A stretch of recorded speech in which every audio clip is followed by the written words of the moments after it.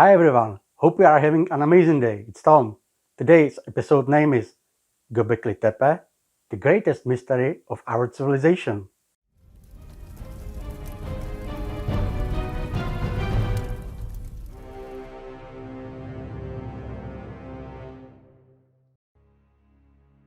Göbekli Tepe is located in southeastern Turkey near the city of Urfa.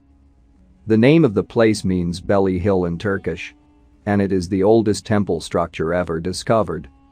Although the site was discovered in 1963 by the American archaeologist Peter Benedict. Most of the excavation work took place 3 decades later by the German archaeologist Klaus Schmidt. He then dedicated Göbekli 18 years from 1996 until his death in 2014. The excavations did not begin until 1995. And since then even conservative archaeologists have had to change the way they think about the beginnings of human civilization. To better understand this, Göbekli Tepe dates back 6,000 years before the invention of the Sumerian script and 7,000 years before the construction of the megalithic site of Stonehenge, which dates back to 3000 BC. While uncovering the ancient complex, archaeologists have encountered groundbreaking facts that require to rewrite textbooks of history. Monoliths, obelisks, reliefs, and engravings slowly appeared from the sand of time with incredible precision and beauty. The megalithic complex contains 20 circles and covers a total area of about 300 by 300 meters. In this picture you can see the green parts already exposed and the yellow ones are still underground, but it must be added that this is only a part of the whole complex and only about 10% of the whole area is exposed. Researchers have so far discovered 4 circles with a diameter of 10 to 30 meters, around the perimeter of which ancient builders planted perfectly worked limestone pillars. Nobody knows what secrets are probably waiting for the remaining 16 circles to be revealed. Unfortunately, archaeologists say it will take more than 150 years to uncover everything that Göbekli Tepe hides. There is no money left for archaeology. It is probably important for governments to put money into space research or armaments. Its circular structures with intricately carved stones and distinctive T-shaped columns are more than 12,000 years old. The T-shaped columns are decorated with carvings of stylized hands, belts and loincloths. This representation is not due to the limited ability of Neolithic people to depict the human body. It's a deliberate choice that must have made some sense. On the right side of this unusual double portal are carvings of wild cattle, and on the left side is a boar and a predator. The stele is decorated with a number of bas-reliefs depicting animals, especially bulls, but also birds and insects. Some columns also carve characters unknown to us, which have not yet been deciphered, but it is interesting that almost identical characters are used by the natives of Australia. Is it a coincidence, or is there more to it than we can understand? The stones in the central part of the circles probably represent human figures, which however they have no faces, but why and for what reason no one knows. Statues similar to the Shijur idol have also been found, suggesting that these strangely shaped figures were gods of ancient man, perhaps giants. I have previously made a video about this idol describing the discovery of the Shijur idol in the Russian swamps. The tallest T-shaped columns are almost 6 meters high and weigh about 20 to 30 tons and one even 50 tons. The pillars were connected by a continuous stone wall and were probably once roofed. Carving these pillars with only stone tools and moving them into place would require a huge amount of work and very advanced construction knowledge. To date, no one has been able to find out for what purposes the complex was used. There are several theories, namely that the place was used for burials or sacrificial rituals, or to worship the gods or thank for a successful hunt, which they ended with a huge feast. Bas-reliefs of vultures, scorpions and other creatures found on the pillars of Göbekli could be a way to deal with the terrifying world through ritual. Smaller versions of columns, symbols and architecture carved in stone were also found in settlements 200 kilometers from Göbekli. During the excavations, a statuette of a boar carved in limestone was found. Stone heads were found in rubble accumulated in circular enclosures. So far, 143 statues have been found in Göbekli Tepe. Of these, 84 depict animals, 43 people, 3 phallus and 5 are composite sculptures of a human with an animal. It is striking that most of the human sculptures in Göbekli Tepe were intentionally fragmented. Of the 43 human-shaped statues, only 9 can be considered complete if we do not take into account minor damages. Fragments preserved in the highest number are separate heads to which the rest of the body cannot be found. The large number of broken heads and regulated fractures speak in favor of intentional separation from the body. Furthermore, the heads were not accidentally discarded. They were carefully stored in the paddocks, often next to the columns. On some pillars, even human heads are carved elsewhere than bodies, which, on the other hand, are without heads. According to these indicators, Göbekli Tepe could be a place of brutal civilization worshipping the beheading.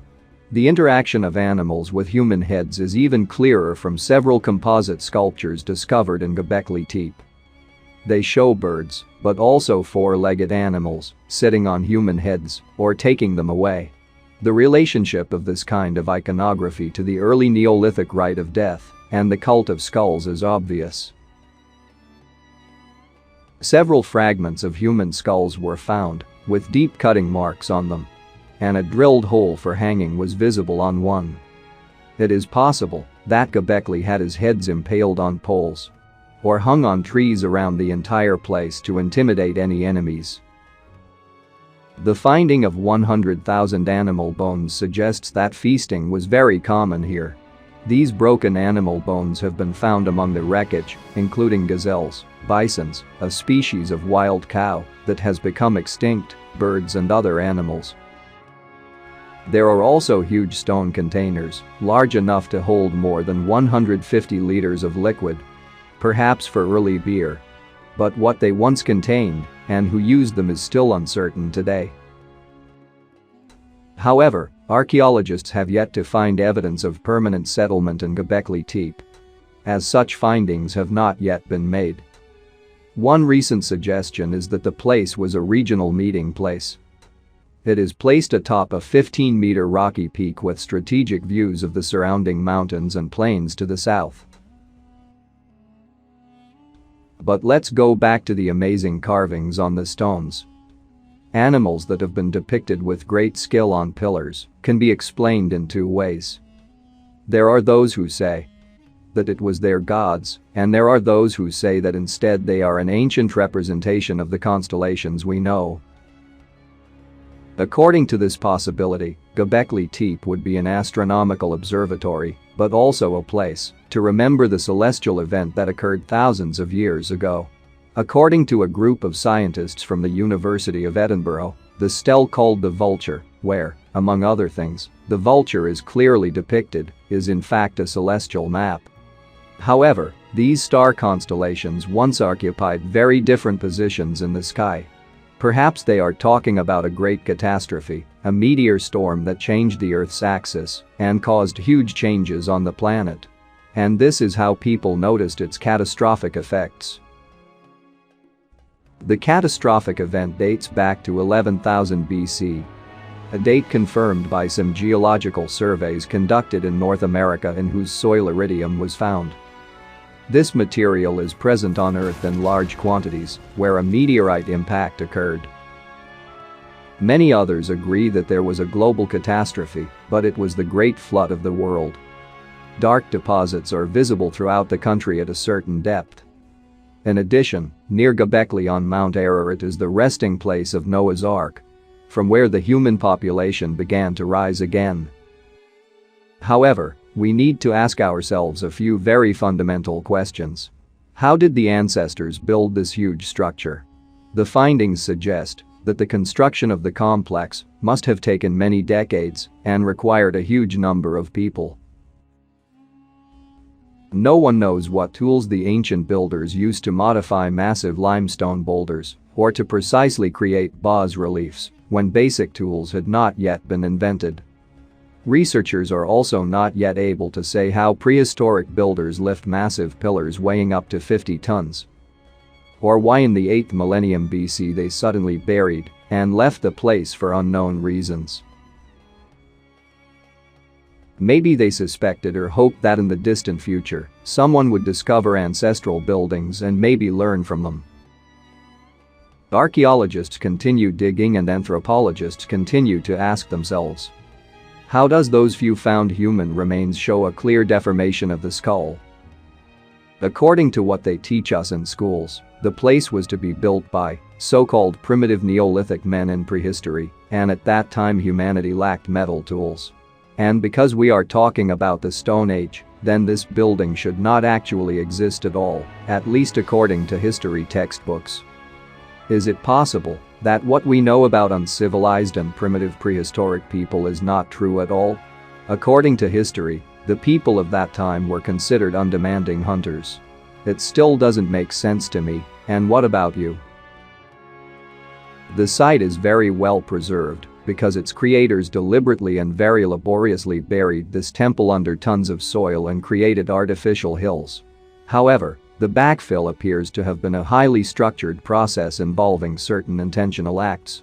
Among them, the most prominent placement is artifacts and sculptures inside the infill, often next to the columns. Proponents of the theory of extraterrestrial ancient astronauts claim that beings from another planet could help humanity in these ancient times and allow them to create impressive structures, not only in Turkey but in many countries around the world.